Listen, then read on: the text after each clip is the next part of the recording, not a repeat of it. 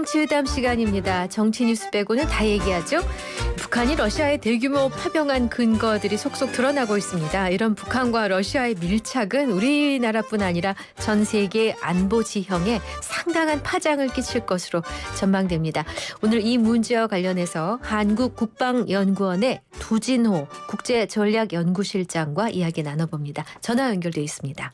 안녕하세요. 안녕하세요. 네, 안녕하세요. 네, 반갑습니다. 네. 자, 북한의 러시아 파병설 지금 이게 설 수준에 그치는 게 아니라 그런 정황들이 속속 드러나고 있는데요. CNN이 우크라이나 당국을 통해 입수한 내용에 따르면은 러시아가 파병된 북한군을 위해서 한글 설문지까지 준비하거나 아니면 북한 억양의 목소리가 담긴 러시아 훈련소 영상까지 공개되고 있고, 젤렌스키 대통령도 북한이 러시아의 무기뿐 아니라 인력도 공급하는 사실을 확인했다, 이렇게까지 속속속 그렇게 드러나는 정황 증거들이 있는데, 이거 좀 심각한 상황 아닌가요? 네, 말씀하신 대로 이제 북한의 파병설, 네. 이제는 설이 아니고 사실로 봐야 될 것 같습니다. 네. 그래서 CNN뿐만 아니고 우크라이나 문화부 소속의 전략정보센터에서도 저희들이 요즘에 이제 인지전이라는 이런 표현을 쓰는데요. 네. 관련 정보를 이제 광범위하게 SNS나 여타 수단들을 통해서 국제사회 그리고 뭐 러시아, 북한을 포함해서 이렇게 홍보를 이렇게 광범위하게 하고 있는 겁니다. 이런 네. 자료들을 보게 되면 실제 북한군이 러시아 극동 지역에 있는 특정 지역에 전개가 되어서 네. 해당 지역의 이제 군 숙소가 되겠습니다. 군 이 기지에서 이제 어쨌든 러시아 지역에 왔으니까 특별 군사작전에 투입을 하기 위해서는 러시아 군복도 받아야 되고 뭐 네. 전투화 전투복 다 받아야 되겠죠. 그렇죠. 그래서 이것을 이제 전투 장비, 장구류를 이렇게 좀 배분하는 과정에서 이제 북한 억양의 목소리가 실제 들렸고요.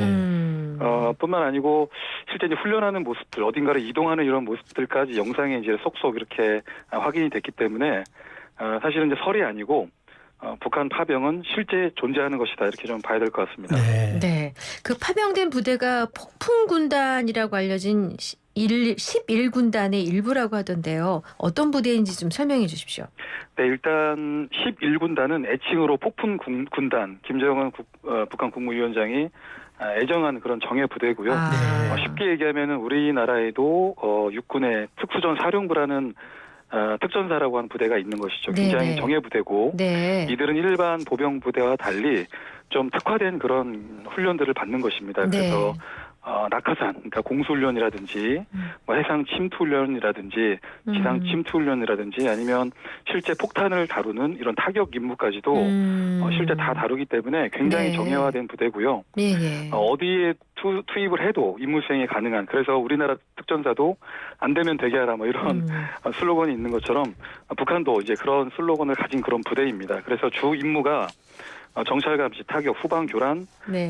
뭐 침투 이런 임무들을 수행하는 그런 부대고, 그래서 이제 11군단 예하 같은 경우는 뭐 해상 공중 저격 여단이라든지 굉장한 기동성을 보유한 경보병 여단. 한마디로 센 부대라는 말씀이시죠. 그렇죠. 굉장히 네. 센 부대입니다. 네.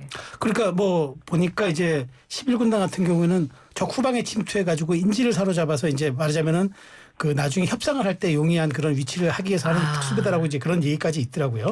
네, 그런 임무도 포함해서 이제 같이 다양한 임무를 수행하겠죠. 네. 네. 근데 좀 보니까 좀 앳된 군인들이 이제 보급품을 받는 게 이제 포착이 되던데, 좀 특수부대 치고는 조금 나이가 어리지 않나, 이런 또 얘기가 있습니다. 네, 말씀하신 대로 저 또한 그 영상의 조각만 봤을 때는 네네.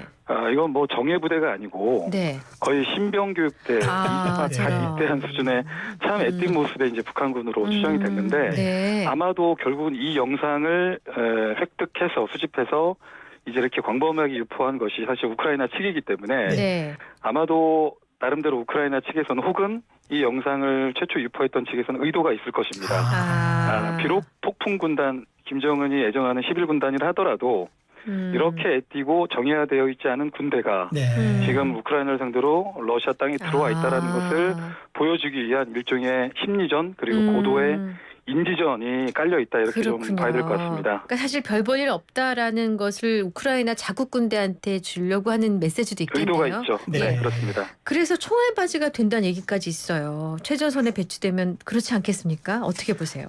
그래서 일단 뭐 러시아 우크라이나 공이 지금 전쟁이 뭐 다음 달에 이제 1000일이 되는데요. 네. 아이고.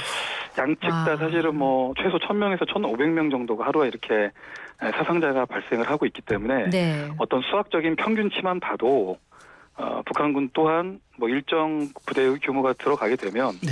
뭐 유사한 추세의 사상자가 나올 수밖에 없는 네. 그런 상황인 것이죠. 그래서 아마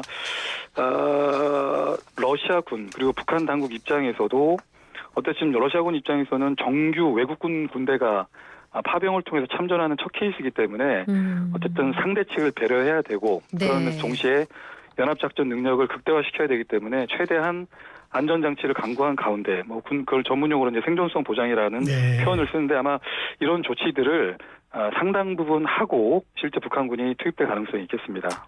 네, 지금 말씀하신 것처럼 사실 이제 북한군이 투입이 됐지만 실제 이제 우크라이나의 전쟁 특성상 개활지 전투가 많아서 이제 장비보다는 인력으로 해야 되다 보니까 소모될 것이다라는 얘기도 있고 북한군이 그동안 말하자면 현대 장비에 대해서 익숙하지 않아서 조금 사용하지 못했기 때문에 조금 그런 데 대한 어떤 그 실제 전력에 크게 도움이 될까라는 또 그런 분석도 있더라고요. 네, 말씀하신 대로 이런 주장들이 좀 반반 정도 이렇게 좀 대립을 하는 것 같습니다. 네. 실제 사실 러시아도 그렇고 우크라이나도 그렇고 사실 개전 초기에는 상대가 어떤 무기 체계를 갖고 있는지를 정확히 모르다 보니까 사상자가 많이 발생했던 것도 사실이고요. 네. 그 사상자 발생하는데 결정적인 역할을 했던 게 초보적인 수준의 인공지능이 탑재됐던 결국은 무인기 드론 체계 예. 이런 것들로 인해서 준비가 미처 되지 못했던 병력들이 상당한 이런 사상자가 나왔던 것인데요. 북한 같은 경우는 사실 오랜 시간 고립됐고 그리고 뭐 국제사회의 전방위적인 제재를 받아왔기 때문에 이런 첨단 무기 체계를 생산할 수 있는 능력도 부족하고 네. 또 그런 것들을 생산하기 위한 어떤 부속품들이 유통이 되지 않기 때문에 첨단 무기 체계를 탑재한 군대라기보다는 좀 전에 말씀하셨던 재래식 그런 전력에 보유하고 있는 그런 군대, 그래서 좀 아날로그 군대가 아닌가 이런 네. 생각들을 갖고는 좀 해볼 수가 있겠습니다. 네. 그래서 지금 사실 러시아 군도 개전 초기에는 많은 피해가 있었다가 시간이 지나면서 우크라이나도 마찬가지고요. 서로가 서로에게 이런 무인 복합 체계, 그러니까 이번 우크라이나 전쟁을 통해서 확인된 이런 유무인 복합 체계에 대해 서로가 이제 적응을 해나가는 그런 과정이기 네. 때문에 아마도 제가 볼 때는 북한군 또한 실질적인 전투에 참여하기 전에 이런 현대전에서 나타난 이런 특징들, 그러니까 유무인 복합 체계라든지 특히 무인기 공격에 대응할 수 있는 여러 수단들을 갖추고 방어력을 갖춘 상태에서 투입될 가능성이 있어 보입니다. 그렇군요. 자, 이슈앤 피플이 오늘 한국국방연구원의 두진호 수석 연구위원과 전화 연결로 북한군 러시아 파병과 관련해서 질문을 드리고 있는 상황인데요. 모든 게 사실 기브 앤 테이크 아니겠습니까? 네, 그렇죠. 네. 그러면 북한이 파병으로 얻는 구체적인 대가가 무엇일까? 여러 방면으로 좀 생각해 볼 필요가 있을 것 같아요. 네, 저는 이제 정치, 외교, 경제, 군사 이렇게 좀 설명을 좀 드리고 싶은데요. 네. 먼저 정치, 외교적인 측면에서의 북한이 얻을 실익입니다. 김정은 북한 국무위원장이 본인에게 남아있는 카드가 제가 볼 땐 별로 없는데 네. 거의 뭐 최종적인 카드 중에 한두 개가 있다면 그 중에 하나를 이번에 쓴 겁니다. 네. 왜 이렇게 그 내부적인 위험이 클 텐데 네. 이런 카드를 썼을까? 결국은 북한 내부의 어떤 상황이 그렇게 녹록치 않다. 출구 전략이 없는 것이죠. 어떤 뭐 수혜도 있고 오랜 시간 코로나19 고립 때문에 경제도 거의 피폐화됐고 네. 그러다 보니까 이제 그 북한 주민들의 민심도 크게 이반이 되는 상황에서 예. 아무러한 어떤 출구 전략이 없는 겁니다. 그래서 이 모든 문제를 결국은 우크라이나 전쟁, 거기에 이제 러시아의 특별 군사작전의 파병이라고 하는 어떻게 보면 큰 결심을 통해서 내부의 체제 결속을 유도하기 위한 그런 카드를 던졌다. 이렇게 좀 볼 수가 있겠고요. 네. 네. 외교적인 측면인데요. 우리는 한미 동맹이라고 하는 명확한 우리의 동맹국이 있고 네. 그런 동맹국은 우리의 확장 억제 능력을 제공을 하기 때문에 네. 우리는 강력한 대북 억제력을 갖고 있는 것입니다. 네. 네. 실제 6월 달로 잠시 좀 돌아가 보면 네. 푸틴 대통령이 24년 만에 평양을 방문해서 러시아와 북한 간의 이른바 포괄적 전략 동반자 관계 조약을 체결을 했죠. 네. 그 이후에 이제 기자회견을 할 때 김정은 위원장이 굉장히 그 상기된 얼굴로 네. 굉장히 강력한 이 강대국 러시아와 동맹 관계를 맺게 된 건 사변적인 일이다라는 표현을 쓰는 것이죠. 사변적인 일. 예. 사변적인 일이다. 그만큼 역사적인 의미가 크다. 네. 선대가 이룩하지 못했던 그 일을 이제 본인이 이렇게 이룩했고 그것은 러시아라는 동맹 국가를 드디어 북한이 얻었다라는 것입니다. 그 얘기는 북한도 위협을 느끼겠죠. 네. 한미 동맹의 위협, 그리고 미국의 위협, 한미일 안보 협력의 위협. 네. 물론 우리는 이제 북한을 지향하지는 않지만 북한 또한 그런 위협을 느끼기 때문에 이제 러시아라는 동맹이 있게 되면 체제 보장, 나아가 안보 우산을 제공할 수 있는 그런 실익이 있는 것이죠. 네. 이제 경제적인 부분인데요. 쉽게 얘기하면은 북한판 월남전을 시작하는 것입니다. 네. 그래서 올해가 이제 꼭 저희가 월남전에 참전했던 60년이 되는 그런 해인데 네. 사실 우리나라 역사도 이제 군 관련된 특히 베트남전 참전함으로써 많은 것들이 바뀌었습니다. 그래서 경제적인 부분도 그가 베트남전을 참전하기 전까지는 우리의 제1 교육국이 일본이었다면 이제 베트남전 참전 이후로 한미동맹이 강화되면서 경제교역국 1위가 미국으로 전환이 됐고요. 베트남전을 통해서 우리는 많은 외화를 벌어들이면서 우리의 산업화에 디딤돌이 됐던 것입니다. 마찬가지로 북한도 이런 꿈을 꾸고 있을 것입니다. 그래서 실제로 지금 러시아 특별군사작전에 참여하는 병력들이 한 달 월급이 한 300만 원, 우리나라도 300에서 400만 원 정도 받는다고 하는데요. 아마 이 정도는 안 되겠지만 북한군 참전 병력도 아마 이와 유사한 수준의 임금을 받겠죠. 그런데 이런 임금은 보통의 북한 주민들이 1년 벌어도 못 벌 큰 액수의 금액이니 시간이 갈수록 그리고 많은 병력들이 러시아의 특별군사작전에 참전할수록 이제 북한의 그러니까 김정은의 통치 자금은 많이 확보가 될 것입니다. 그런 차원에서 경제적인 이익이 있겠습니다. 마지막으로 군사적인 측면인데 아까 진행자께서도 말씀하셨듯이 북한은 아날로그 군대입니다. 그런데 이미 우크라이나 전쟁은 첨단 무기 체계가 각축하고 경쟁하는 그런 전장이 되어버렸기 때문에 물론 사상자는 발생을 하겠습니다만 북한군은 아주 단시간에 그것도 전장의 한 복판에서 격전이 벌어지고 있는 곳에서 새로운 무기 체계를 습득하고 전투 기술을 습득하고 군사 교리를 발전시켜서 이것들을 광범위하게 북한군에 확산하게 된다면 그 자체로 군사 역량이 강화되는 계기가 될 이 부분이 것입니다. 가장 걱정됩니다. 솔직히. 그렇죠. 마지막 하나인데요. 마지막이 아니고 여러 가운데서 중요한 또 한 가지는 앞서 제가 이제 정치 외교에서 동맹이라는 강력한 동맹 러시아를 얻었다는 것인데 한반도 유사시에 그 의미는 한반도 유사시에 지금 북한이 러시아를 돕는 것처럼 이제 러시아도 한반도에 군사적으로 개입할 수 있는 것 아마 그것이 또 북한 입장에서는 큰 힘이 될 것이다 이렇게 좀 평가해 봅니다. 지금 말씀하신 거 바로 그러니까 북한군의 자동 개입, 러시아의 자동 개입. 그러니까 2030 남성 커뮤니티에서는 이제 한반도에 전쟁 나면 러시아군 자동 개입하는 것 아니냐 이런 글들도 많이 올라오는데 우리가 한미 동맹이다 보니까 임계철선이라 그래서 자동 개입을 하는 게 명문화돼 있듯이 이제 그러면 북한도 러시아가 자동 개입하는 이런 단계까지 갑니까? 사실 북한군의 파병 결정 그 자체가 한반도 유사시에 러시아의 군사적 개입을 의미하는 것입니다. 좀 더 설명을 드리면 지난 6월에 러시아 북한 간에 체결된 포괄적 전략 동반자 관계조약 제4조에는 어느 한 측이 침공을 받게 되면 군사적인 지원 지지를 하게 되어 있는 것이 제도화되어 있습니다. 물론 그 조항 4조에는 당장 자동 개입보다는 이 자동 개입을 제어할 수 있는 유엔 헌장 51조 그리고 국내법이 포함은 되어 있습니다만 지금의 모습을 보면 큰 의미는 없어 보이고요. 바로 이런 부분들이 임계철선 어떤 이런 의미를 떠나서 유사시에 한 측이 어떤 침공을 받아서 위협을 느끼게 된다면 즉각적으로 개입할 수 있는 것들을 이번에 북한군 파병을 통해서 실제로 보여줬기 때문에 한반도 유사시에도 그런 상황이 재현될 수 있다 이렇게 봅니다. 알겠습니다. 그렇군요.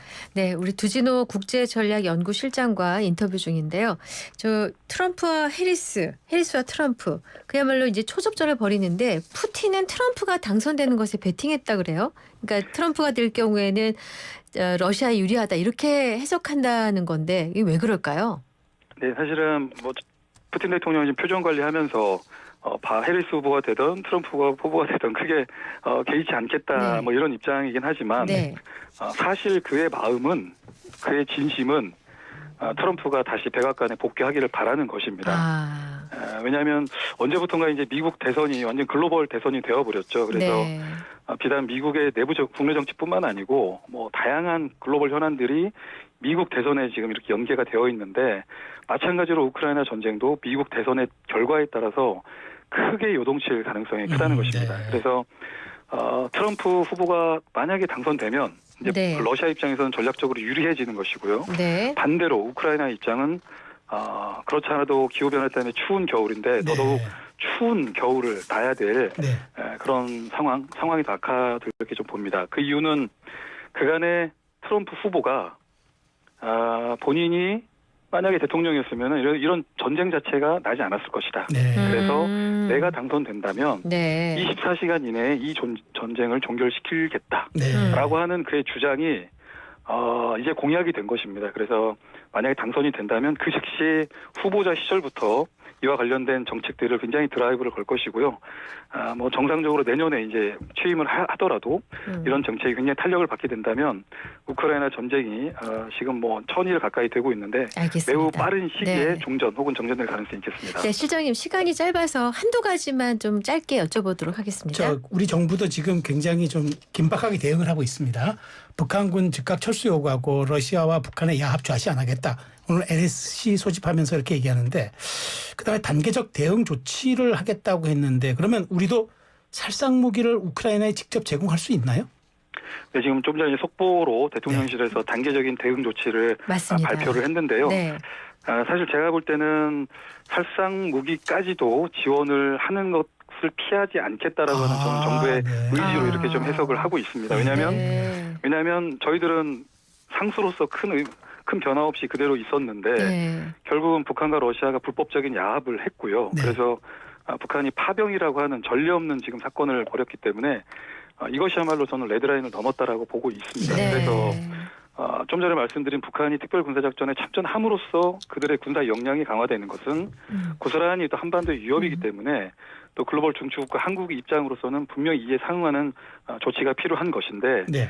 그런 측면에서 이제 러시아와 북한의 이 불법적인 군사 협력 그리고 특별 군사작전 전장 지역에서 벌어지는 북한의 군사 활동 이것에 대한 보답으로 러시아가 북한에 이전할 어떤 군사 기술 협력 등을 고려해서 아마 우리 정부가 그에 상응하는 단계적인 대응 조치들을 강구해 나갈 것으로 이렇게 예상을 해봅니다. 네. 궁금한 게 북중 관계입니다. 중국이 어떤 태도를 취할 것 같으세요? 이제 오늘이죠. 오늘 러시아 까잔 공화국에서 네. 시진핑 주석이 참석할 걸로 예상이 되는 브릭스 플러스 정상회담이 있습니다. 네. 네. 이제 오늘 시진핑 주석이 참석하게 되면 또 푸틴 대통령을 만나게 되면 북한군 파병에 대해서 얘기를 안 할 수가 없을 텐데요. 그래서 저 또한 이제 시진핑 주석의 생각이 매우 궁금한데 네. 지금까지는 굉장히 불편했습니다. 이 상황을 바라보는 중국의 시선은 굉장히 불편했고 네. 그것을 이제 화풀이를 북중 관계에다가 이렇게 쏟아냈던 것이죠. 네. 그러나 문제는 이제 사고가 났고요.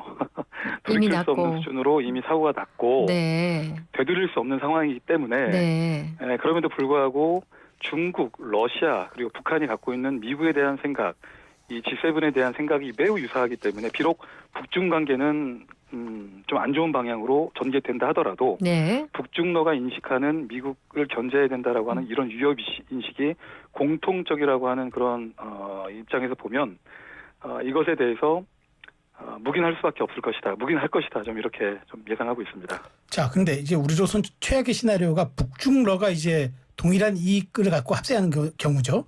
근데 이렇게 되면 미국은 동시에 이제 북중러를 아시아에서 상대해야 되는 상황이 이렇게 벌어지는 겁니까, 그럼? 네, 사실 말씀하신 그런 대결 구도는 이미 전개가 되고 있다라고 보고 있습니다. 네. 그래서 우리는 이제 대북 억제력 그리고 전 중국 이런 부상에 대비해서 한미일 안보 협력을 강화시켜 나가고 있는 과정에서 또 중국과 러시아는 또 전략적 협력 관계를 튼튼히 해 나가고 있고요. 여기에 이제 북한이라고 하는 새로운 또 말이 얹어진 것이죠. 네. 이거에 더해서 또 중국 그리고 러시아가 주도하는 이른바 글로벌 사우스 대부분 권위주의 국가들입니다. 민주주의가 후퇴했거나 잘 발달되지 않은 이런 나라들이 정치, 경제, 군사적으로 또 세력화되어 가고 있기 때문에 이런 부분들이 분명히 동북아 지역에서도 민주주의 그리고 권위주의 블록 간에 이제 새 대결이 시작됐다. 신냉전이 시작됐다 이렇게 좀 평가하고 있습니다. 짧게만 더. 시장, 네. 미국은 정말 이런 데 대한 대비가 돼 있을까요? 대비가 되어 있는데 지금 대선 국면이기 때문에 그리고 두 개의 전쟁이 동시다발적으로 벌어지고 있고 전 세계적으로도 경제가 녹록지 않고 그래서 이런 문제들을 다 다루기는 현재 미국의 리더십이 과거에 비해서 일부 약화된 부분도 있고요. 네. 또 중국의 부상이라고 하는 것이 또 미국의 힘을 끌어내리고 있는 부분, 네. 또 러시아가 지금 유럽 지역에서 이런 전쟁을 벌이고 있어서 또 미국이 어쩔 수 없이 이스라엘과 또 우크라이나에 군사적 지원을 하면서 천문학적인 예산을 지금 쏟아붓고 있기 때문에 아마 그런 부분에서 미국의 힘도 이렇게 좀 약화하는 측면이 있다 이렇게 좀 말씀을 드릴 수 있겠네요. 네, 알겠습니다. 실장님 이제 인터뷰를 마무리해야 되는데 문제는 국민들이 불안하다는 거죠. 이 시간을 빌어서 청취자 여러분께 드리고 싶은 말씀 끝으로 청해 듣겠습니다. 어쨌든 군은 변함없이 24시간 철통 경계를 하고 네. 있다고 저는 믿고 있고요. 또 한미 간의 확장 억제는 언제든지 이렇게 잘 작동을 하고 있기 때문에 네. 우리 군이 하고 있는 이런 어떤 다양한 임무 수행들을 적극적으로 좀 격려하고 또 지지해 주시면 감사하겠습니다. 네. 네, 오늘 말씀 감사합니다. 네, 잘 들었습니다. 감사합니다. 네, 한국국방연구원의 두진호 국제전략연구실장과의 전화 인터뷰였습니다.